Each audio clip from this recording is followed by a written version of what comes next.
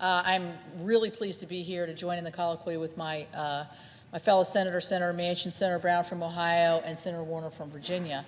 This is important. This is really important. I could say I look around the room and it's important to us, but it's important even more granularly to some other folks who are right here watching what we're doing. Many of us have worked together previously in order to save the retiree health benefits for 22,000 retired miners in 2017, following the bankruptcies of Patriot, Alpha, and Walter Resources. Today we're back together to advocate for another over 1,000 retirees and beneficiaries whose health care is impacted by the Westmoreland Coal bankruptcy, as Senator Manchin described. It is also critical that we redouble our efforts to find a solution to the 1974 UMWA pension fund. If we do nothing, which I don't believe is an option, this pension fund, which provides 83,000 current beneficiaries with their pensions, will be insolvent by 2022. That's getting close. And insolvency could come even sooner depending on market conditions. So combined with the 20,000 people who have a vested right to future benefits, more than 100,000 people are covered by this pension plan. These are hardworking people, as Senator Manchin said, that were promised, that gave up in the course of their working life so that they could have a better peace of mind later on. They've worked hard day in and day out. They've powered our communities and industries, helped our country achieve greatness, even our toughest times.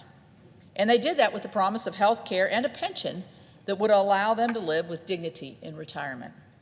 We're not talking about lavish pensions here. I think this is an important point. The average benefit paid by this fund is $560 per month.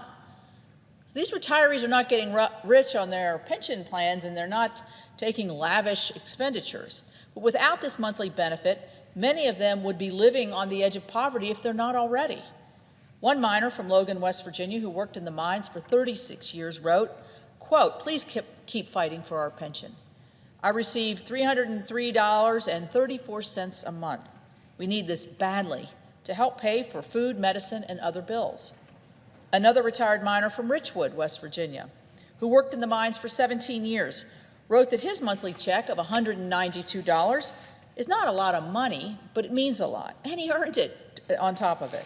It helps him make his ends meet. Another from Kistler, West Virginia, who mined for over 35 years, expressed concern that he might not be able to pay his expenses or help his daughter in college without that monthly pension check. Failing to fix the pension fund would have a terrible impact on communities where many of these miners live. More than 25,000 pension fund beneficiaries live in the state of West Virginia, and they received $200 million in benefits last year. Think if they didn't spend that money in their communities supporting businesses and other jobs in our coalfield communities. So if you subtract those funds out of the community, you would have a significant economic blow.